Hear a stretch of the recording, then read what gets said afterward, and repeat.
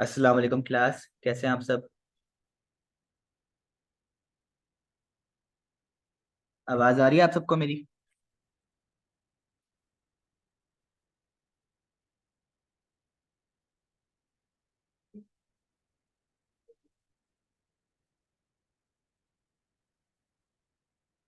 जी students, क्या हाल चाल है।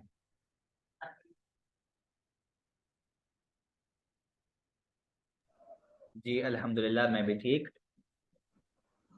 ओके, आज भी हमने माइक्रोबायोलॉजी जो है स्टडी करना है। माइक्रोबायोलॉजी को चैप्टर नंबर 1 हमारा कंटिन्यू है। ठीक है, जैसा कि हमने प्रीवियस जो है क्रोमोसोम तक रीड किया था। जी शुक्र अल्लाह का, मैं ठीक हूँ।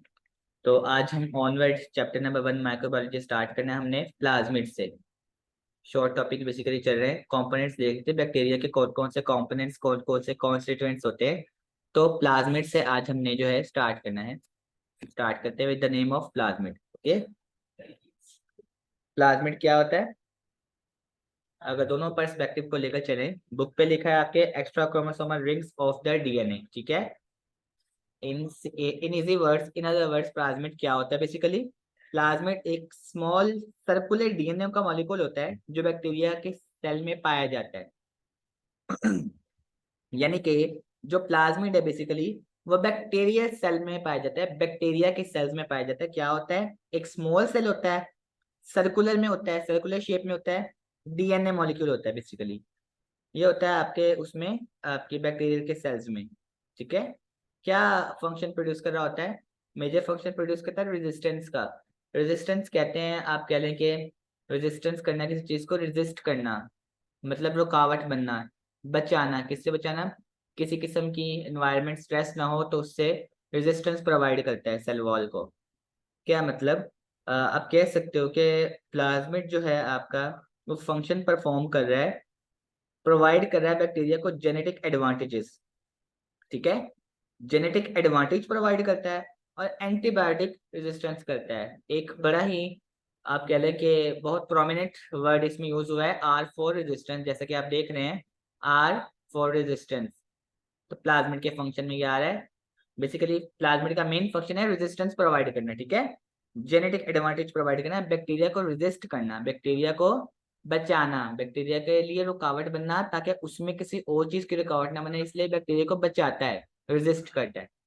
तो ये है प्लाज्मिड का बेसिकली रोल, कि वो जेनेटिकली हेल्पफुल करते हैं बेसिकली सेल को। ठीक है, बैक्टीरियल सेल को। आगे चलते हैं राइबोसोम पे। राइबोसोम तो आप सबको पता है, जैसे कि हमने फिजियोलॉजी चैप्टर में पढ़ा है। राइबोसोम क्या होता है बेसिकली, आरएनए और प्रोटीन की बेसिकली बॉडीज होती है जिसमें मेजरली सिंथेसिस होती है प्रोटीन की। ठीक है, राइबोसोम में मेजरली सिंथेसिस किसकी होती है, प्रोटीन्स की। नेक्स्ट चलते हैं इंक्लूजन बॉडीज पे। इंक्लूजन बॉडीज क्या है basically, inclusion bodies. Inclusion bodies आप कह सकते हो कि स्टार्च, ग्लाइकोजन और लिपिड जो साइटोप्लाज्म में पाए जाते हैं, ये सारे कलेक्टिवली आपस में कहलाते हैं inclusion bodies. Inclusion body, inclusion मतलब इंक्लूड, बॉडीज मतलब ये स्ट्रक्चर्स, तो ये सब कुछ बैक्टीरिया में इंक्लूड होता है। क्या करते हैं, क्या ये they provide nutrients for period of starvation. ये करती है क्या इंक्लूजन बॉडीज, जो हमने तीन चार नाम देखे हैं, स्टार्च एक्सेट्रा, ये सब इंक्लूजन बॉडीज है। लेकिन ये करती क्या है इंक्लूजन बॉडीज। अच्छा, करती क्या है, आपके वहां एक स्टेटमेंट लिखी हुई है, they provide nutrients, they provide nutrients for the period of starvation. ये जो स्टारवेशन का वर्ड यूज हुआ है, क्या मतलब स्टारवेशन का। स्टारवेशन कहते हैं सफरिंग और death caused by a lack of food. खुराक की कमी की वजह से कुछ आप सफर कर रहे हो, सिचुएशन फेस कर रहे हो, कोई ऐसी सूरत हाल फेस कर रहे हो। ठीक है, या फिर आप कह सकते हो कि यानी कि जिस तरह एक पेशेंट है वो अब नियर टू डेथ है। ठीक है, तो स्टारवेशन का मतलब क्या होता है, स्टारवेशन बेसिकली आप कह सकते हैं कि सफरिंग।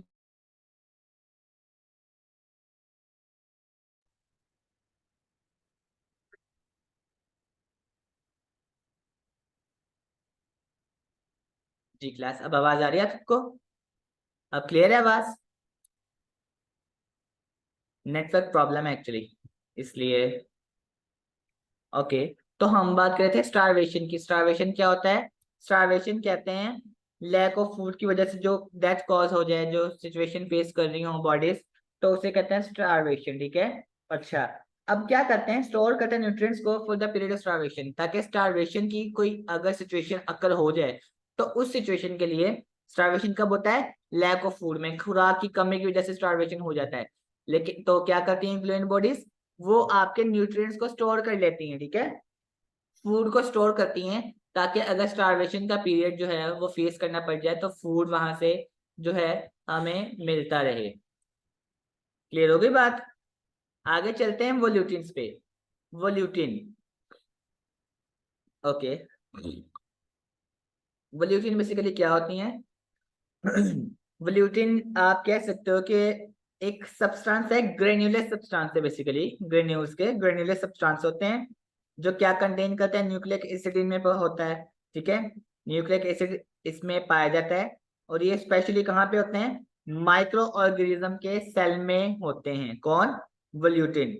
वोल्यूटिन की बात की जा रही है कि क्या है, बेसिकली ग्रेन्युलर सब्सटेंसेस हैं जो न्यूक्लिक एसिड कंटेन करते हैं, और स्पेशली ये कहाँ पे मौजूद होते हैं, माइक्रो ऑर्गेनिजम्स के सेल में, ठीक है। Volutin stain deeply with dye such as ethylene blue, okay, their presence in bacteria bacilli, bacilli मतलब बैक्टीरिया की बात कर रहे हैं, कि जब बेसिलस ये प्रेजेंस होते हैं वहां पे आइडेंटिफिकेशन प्रोसीजर्स जो हैं वो परफॉर्म कर रहे होते हैं, आइडेंटिफाई कर रहे होते हैं कोई भी एक्सटर्नल जो है। जी आवाज आ रही है आप सबको मेरी?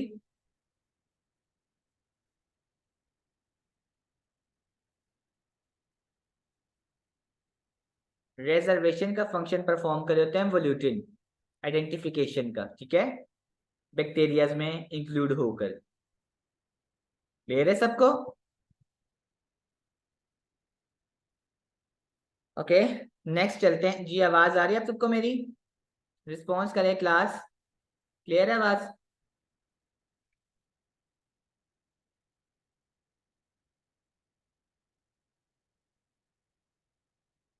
क्लियर है सबको मेरी आवाज? सब तक सुन पा रहे हैं मुझे?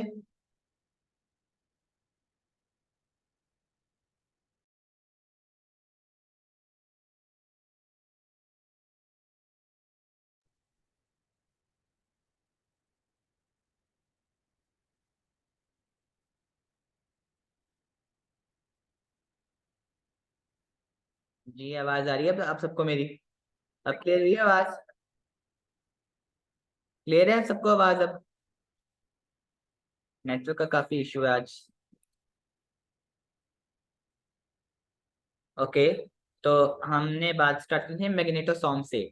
मैग्नेटोसोम क्या करते हैं, हेल्प करते हैं बैक्टीरियाज को, ठीक है, किसमें, एनवायरनमेंट में हेल्प करते हैं बैक्टीरियाज को टुवर्ड देयर प्रेफरेंस हैबिटेट, उनके माहौल के मुताबिक, बैक्टीरिया को उनके माहौल के मुताबिक ढलने के हिसाब से उनको हेल्प आउट करते हैं, कि उनको उनके हैबिटेट जो उनका माहौल है वहां पे वो एडजस्टमेंट हो बैक्टीरियाज की।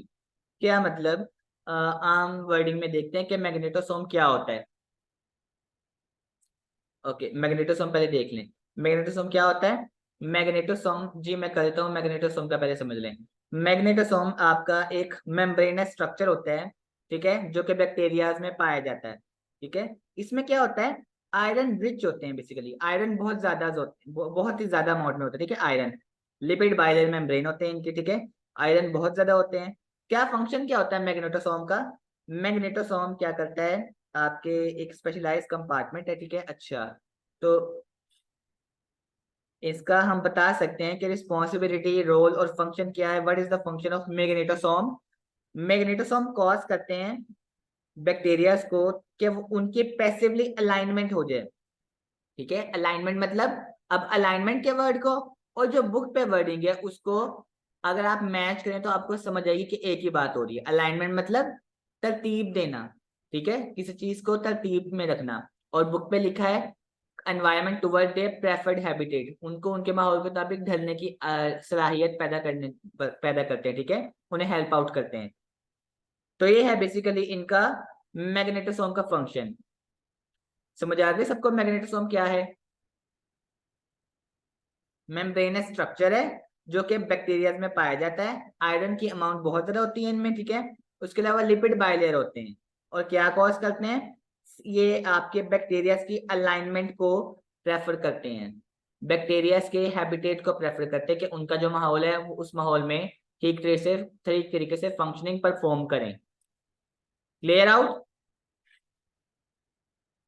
ये क्लियर है सबको? फिर वोल्यूटिन में रिपीट कर देता हूँ। वोल्यूटिन क्या था? वोल्यूटिन एक ग्रेन्युलर सब्सटेंस होता है, ठीक है, जिसमें न्यूक्लिक एसिड भी मौजूद होता है। Volutin is a granular substances containing nucleic acid, और क्या करता है बेसिकली ये स्पेशलाइज्ड होते हैं, बेसिकली स्पेशलाइज्ड स्ट्रक्चर होते हैं in the cells of microorganism. अब वो माइक्रो ऑर्गेनिज्म कोई भी हो सकते हैं, बैक्टीरिया, वायरस, फंजाई, यानी कि हर तरह के माइक्रो ऑर्गेनिज्म में एक स्पेशलाइज्ड टाइप ऑफ स्ट्रक्चर होता है जिसे वोल्यूटिन कहा जाता है। ग्रेन्यूल्स इंक्लूड होते हैं इसमें, न्यूक्लिक एसिड नहीं होता। तो ये जस्ट एक छोटी सी बात थी वोल्यूटिन के बारे में। क्लियर होगी सबको?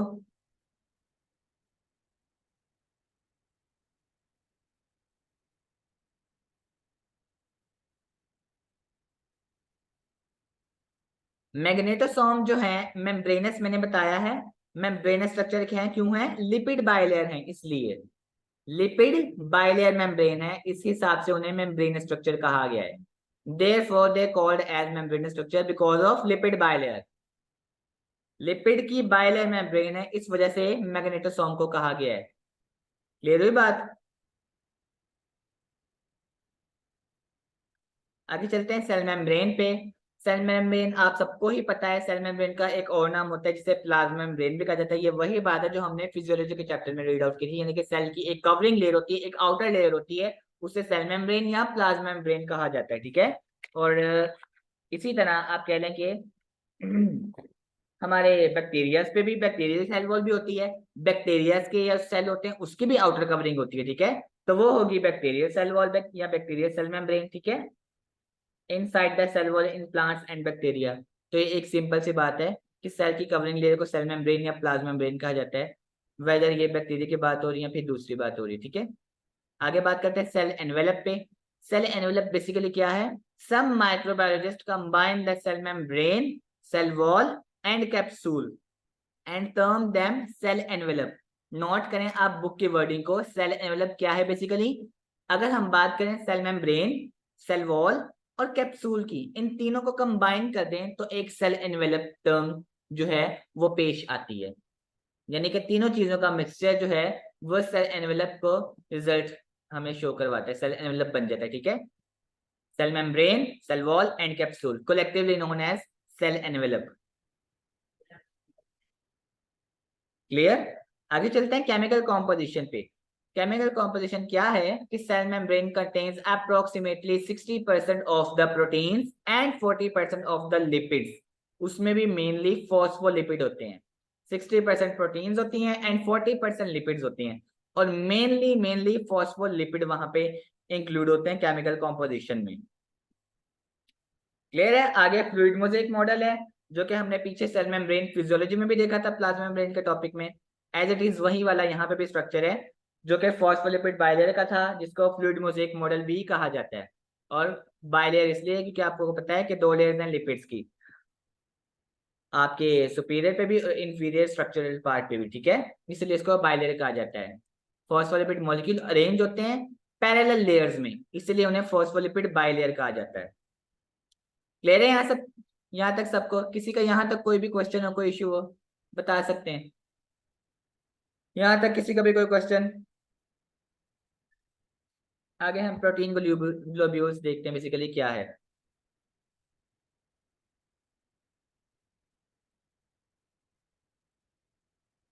जी, यहाँ तक किसी को कोई बात ना समझ आई हो?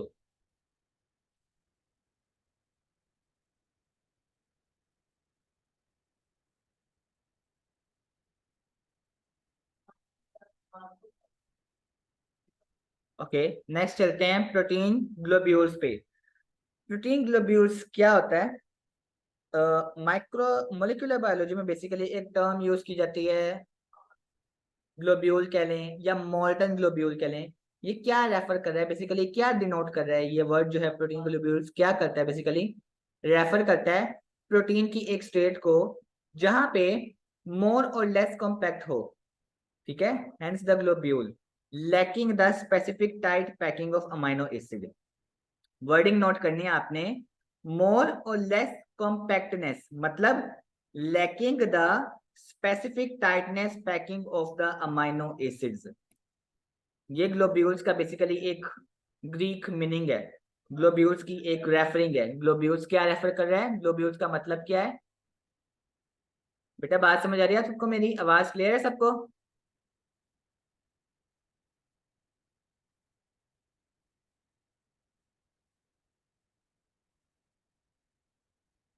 Make sure voice is clear. Okay, तो मैं बता रहा हूँ प्रोटीन ग्लोब्यूल्स। ग्लोब्यूल प्रोटीन का तो आप सबको पता है। ग्लोब्यूल का क्या मतलब है बेसिकली? ग्लोब्यूल कहते हैं lacking the specific tightening packing of the amino acids. एक अमाइनो एसिड्स की पैकिंग होती है, वो कितनी टाइटनेस से हो रही है, ठीक है, कितनी उसमें लैकिंग है, कितनी उसकी फंक्शनिंग में लैकिंग है, तो इस पूरी टर्म को बेसिकली कहा जाता है ग्लोब्यूल्स। और प्रोटीन ग्लोब्यूल्स, इसको एक आप कहने के वर्ड्स को मिक्सअप कर दिया गया, मिक्सचर बना दिया गया प्रोटीन ग्लोब्यूल्स, यानी कि अमाइनो एसिड की पैकिंग भी होती है और प्रोटीन भी इसमें इंक्लूड होती है, ठीक है, protein plus amino acids packaging, तो ये होता है protein globules.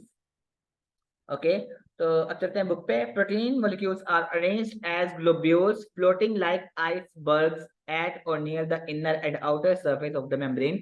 Basically fluid mosaic model को बेसिकली फ्लूइड मोज़ेक मॉडल को डिस्क्राइब किया जा रहा है कि उसमें किस तरह से जो है प्रोटीन ग्लोब्यूल्स अटैच होती हैं। तो एक सिमिलैरिटी दी गई है लाइक अ आइसबर्ग, ठीक है, जिस तरह आइस फ्लोट कर रही होती है, बर्फ का टुकड़ा फ्लोट करता है, ठीक है, किसी सरफेस पे, तो इस तरह दिखाया गया कि प्रोटीन जो है इस तरह से फ्लो में होती हैं, फ्लोटिंग कर रही होती हैं एक स्ट्रक्चर के ऊपर, ठीक है।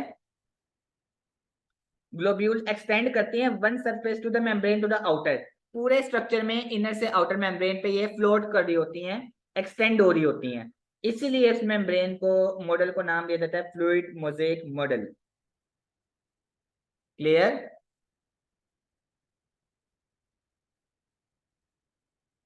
आगे हमने पढ़नी है movement of molecules across the cell membrane. एक सेल मेम्ब्रेन के दरमियान की में मॉलिक्यूल जिस तरह भी मूवमेंट परफॉर्म कर रहे होते हैं, सेल मेम्ब्रेन के इनर आउटर जैसे भी मूवमेंट होती है मॉलिक्यूल्स की, उनको बेसिकली देखना है कि मूवमेंट ऑफ मॉलिक्यूल किस तरह होती है across the cell membrane. First point पे हम देखते हैं लिपिड सोल्यूबल मॉलिक्यूल्स के, जो लिपिड सोल्यूबल हैं मॉलिक्यूल्स वो किस तरह से मूवमेंट हो रही होती है, वो डिसॉल्व होते हैं फॉस्फोलिपिड लेयर में और फिर पास हो जाते हैं थ्रू द मेम्ब्रेन। बेटा इसको कंप्लीट कर लो, जो आपके दो पॉइंट्स है ना, लेट मी चेक कि आपके जो मूवमेंट्स है मॉलिक्यूल्स की वो कितनी है। जस्ट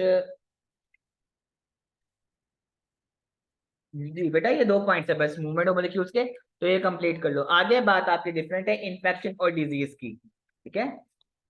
तो ये दो पॉइंट है क्योंकि ये भी आपका फ्लूइड मोज़ेक मॉडल का ही जो है पार्ट कंटिन्यू है, उसी का एक हिस्सा है।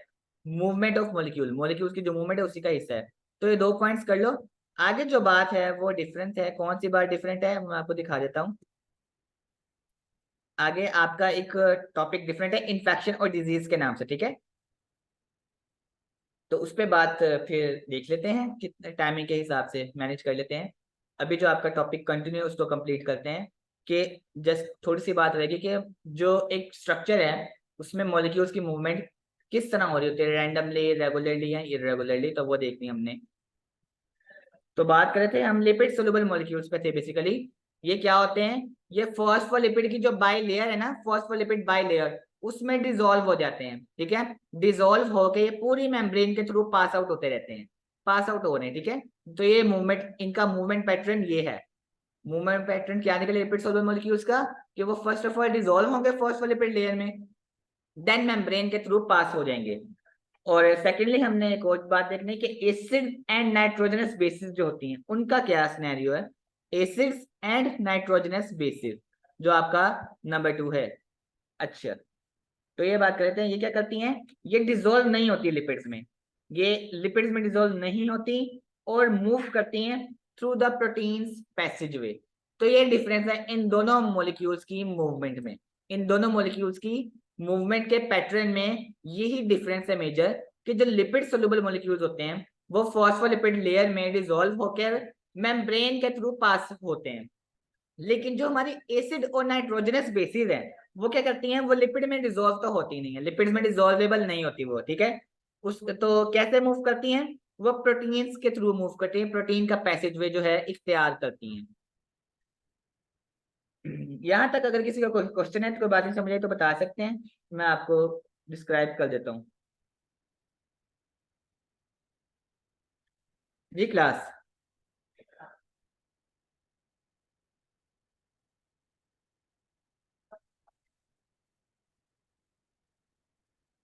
बेटा अभी तो बहुत लेक्चर पढ़ा है और आपने बहुत थोड़ा सा पढ़ा है वैसे तो, कि मेजरली मोस्ट टॉपिक्स तो हमारे रेलिवेंट थे फिजियोलॉजी से, cell membrane, cell envelope etcetera.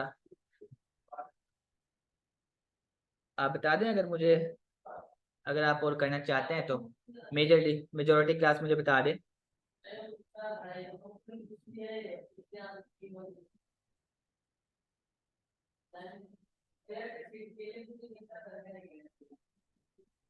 जी कल टेस्ट है, कल टेस्ट क्या है वो मैं आपको बता देता हूँ। उससे पहले मैं आपको एक छोटी सी ओवरव्यू देना चाहूंगा, डिस्क्रिप्शन देना चाहूंगा। ये जो आपका टेबल बना हुआ है एक, ये जो आपको एसिड नाइट्रोजनस बेसिस के नीचे, उसके बीनीथ में आपको एक टेबल नजर आ रहा है जेनेटिक रिकॉम्बिनेशन का, ठीक है। तो ये मैं आपको समझाना चाहूंगा, ये एक टेबल में है तो इसको इग्नोर नहीं करना, एक शॉर्ट क्वेश्चन ही है ये, इंपॉर्टेंट। जेनेटिक रिकॉम्बिनेशन का मतलब क्या होता है बेसिकली? जेनेटिक रिकॉम्बिनेशन का मतलब है, जेनेटिक मतलब जीन्स, और रिकॉम्बिनेशन का मतलब रीअरेंजमेंट। तो ये डीएनए की रीअरेंजमेंट है, rearrangement of the DNA sequences by the breakage and rejoining of chromosomes. कुछ बात समझिए आपको, जेनेटिक रिकॉम्बिनेशन का मतलब होता है कि जो डीएनए की रीअरेंजमेंट हो जाए, डीएनए की सीक्वेंस वाइज उसका रीअरेंजमेंट हो जाए, जो उसकी ब्रेकेज हुई थी डीएनए की क्रोमोसोम्स की, किसी वजह से ब्रेकेज हुई है, उसको रीजॉइन करके उसको सीक्वेंस में लगाकर उसको रीअरेंज करना, ये पूरा एक प्रोसेस कहलाता है जेनेटिक रिकॉम्बिनेशन। ले रही बात? In short form, rearrangement of the DNA, sequence of the DNA, maintenance of the DNA, ठीक है, rejoining of the DNA chromosomes, ये होता है genetic recombination. Recombination basically combination को रिकॉम्बिनेशन करना, रीअरेंजमेंट करना, ठीक है। बात समझ आई आप सबको? अब बात करते हैं कि जेनेटिक रिकॉम्बिनेशन की ये जो शॉर्ट फॉर्म में टेबल है, ये बैक्टीरिया के चैप्टर में क्यों आया? Genetic recombination in the bacteria, क्या मतलब? जब आप कह रहे हैं कि transfer of the genetic material from one bacteria cell to another, जो बैक्टीरिया के सेल होते हैं, बैक्टीरिया के सेल की जो जेनेटिक मटेरियल होता है, जेनेटिक इंफॉर्मेशन होती है, वो एक सेल से दूसरे सेल में कन्वर्ट हो रही है, ट्रांसफर हो रही है, ठीक है। इसे कहते हैं genetic recombination in the bacteria. Note करना आपने मेरी बात, असल में एक्चुअली ये जो जेनेटिक रिकॉम्बिनेशन है, ये शॉर्ट क्वेश्चन के हिसाब से इंपॉर्टेंट है। किसमें क्वेश्चन आता है? Genetic recombination in the bacteria. What is genetic recombination in the bacteria? तो मैं आपको बता देता हूँ, आपने नोट करना है साथ साथ।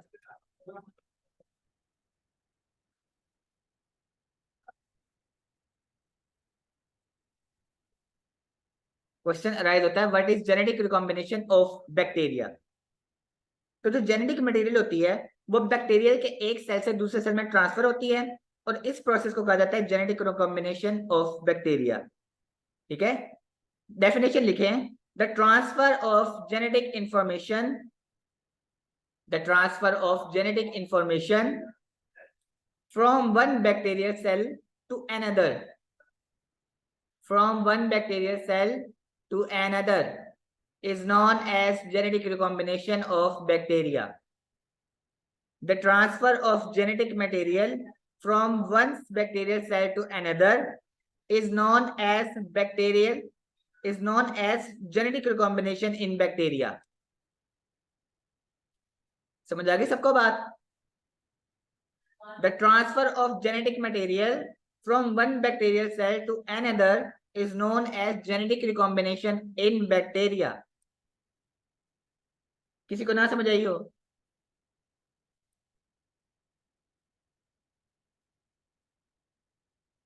जी क्लास, किसी को डेफिनेशन ना समझ आई हो जेनेटिक रिकॉम्बिनेशन ऑफ बैक्टीरिया की?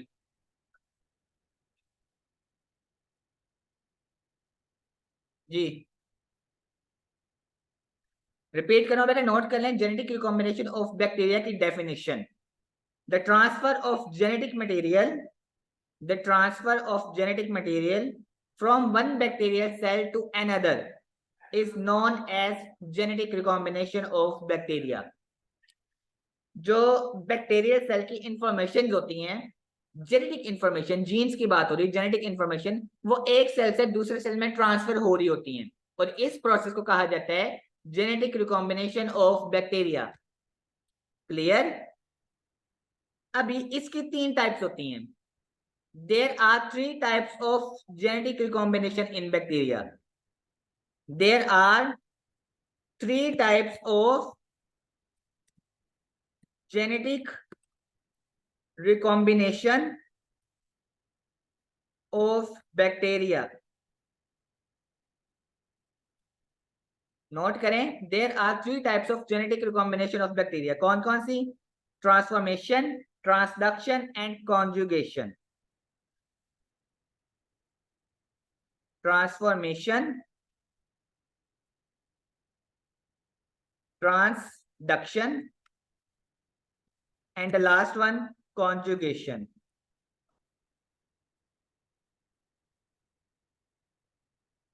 There are three types of genetic recombination of bacteria: transformation, transduction and conjugation।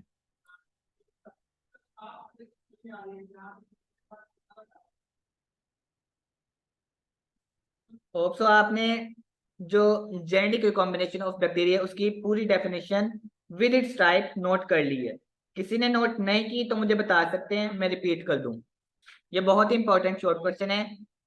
Book पे शॉर्ट फ्लो चार्ट में डायग्रामेटिकली ये बना हुआ है, तो इसको इग्नोर नहीं करना था। ये एक मोस्ट कॉमनली और मोस्ट इंपॉर्टेंट शॉर्ट क्वेश्चन है। तो जब भी सवाल आए define genetic recombination of bacteria, तो आपने डेफिनेशन लिखने के बाद उसकी ये स्टेटमेंट भी लिखनी है, देयर आर थ्री टाइप्स, और तीनों टाइप्स के नाम भी बताने हैं। तो यहाँ आपका एक पूरा शॉर्ट क्वेश्चन कंप्लीट हो जाएगा। ठीक है, क्लियर हो गई सबको बात? डिफाइन करने के साथ साथ उसके तीनों टाइप्स के नाम भी बताने हैं, ट्रांसफॉर्मेशन, ट्रांसडक्शन एंड कॉन्जुगेशन। तो ये बहुत इंपॉर्टेंट क्वेश्चन था। तो आज बस आपको यहीं तक मैं करवा रहा हूँ। ठीक है, कल इंशाल्लाह हम ऑनवर्ड स्टार्ट करेंगे आपका नेक्स्ट टॉपिक, जो कि इन्फेक्शन और डिजीज के नाम से है। ठीक है, इन्फेक्शन से हम ऑनवर्ड कल स्टार्ट करेंगे माइक्रो। और मैं आपको कल का जो आपका टेस्ट है, थर्सडे है कल बेसिकली आपका टेस्ट है, तो मैं आपको आपका टेस्ट जो है अनाउंस करना चाहूंगा। कल आपका मैंने टेस्ट डिसाइड किया, बायोकेमिस्ट्री का थर्ड चैप्टर कंप्लीट, और उसके साथ एनेटमी हाफ, एनेटमी हाफ यानी कि पेज नंबर 18 तक मैं आपको सेंड कर देता हूँ। बायोकेमिस्ट्री का थर्ड चैप्टर कंप्लीट,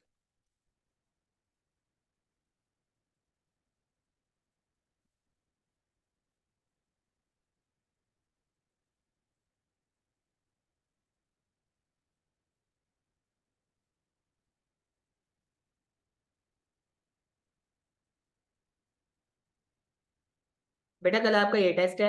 बायोकेमिस्ट्री का थर्ड चैप्टर कंप्लीट है और एनाटमी हाफ है पेज नंबर 18 तक। ठीक है, कल एज यूजुअल पहले हम लेक्चर डिलीवर होगा, आपका लेक्चर होगा पहले आपका। ठीक है, माइक्रो स्टार्ट करेंगे ऑनवर्ड, फिर टेस्ट के बाद लेक्चर के बाद में जैसे आपको टेस्ट ग्रुप में सेंड करता हूँ, ग्रुप में आपको क्वेश्चन सेंड कर दूंगा और आप मुझे एज यूजुअल व्हाट्सएप पे टेस्ट अपने सेंड कर देंगे। तो आपका कल का टेस्ट ये है, बायोकेमिस्ट्री का थर्ड चैप्टर है और एनाटमी हाफ है पेज नंबर 18 तक। तो अच्छे से प्रिपेयर कीजिएगा टेस्ट को। ठीक है, और किसी का कोई क्वेश्चन है रेलिवेंट टू टुडे टॉपिक, आज के लेक्चर के हिसाब से किसी का भी कोई क्वेश्चन है तो कर सकते हैं, किसी को कोई बात ना समझ आई हो तो पूछ सकते हैं।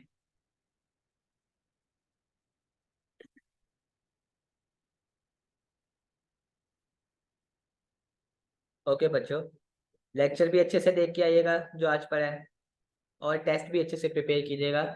टेस्ट मैंने लास्ट भी अनाउंस किया था, मैंने आप सबसे कहा था कि स्टूडेंट्स आपसे मैं हम्बल रिक्वेस्ट कर रहा हूँ कि जितने पार्टिसिपेंट्स क्लास में होते हैं, लेक्चर में होते हैं, उतने ही पार्टिसिपेंट्स का टेस्ट मुझे डिलीवर हुआ करे, टेस्ट मुझे आया करे। लेकिन टेस्ट अनफॉर्चुनेटली टेस्ट मुझे 3 से 4 स्टूडेंट्स के अलावा किसी का नहीं आता। तो मुझे आप टेस्ट देंगे तो ही पता चलेगा कि आपकी प्रोग्रेस क्या है, आपको कितनी लर्निंग की और ज़रूरत है। ठीक है, जितना भी आता है 5 में से 2 सवाल आए, एक आए, तो आप एटलीस्ट मुझे सेंड तो करें टेस्ट करके। ठीक है, लाजमी टेस्ट सब लोग सेंड किया करें, ये आपकी तैयारी का एक हिस्सा है।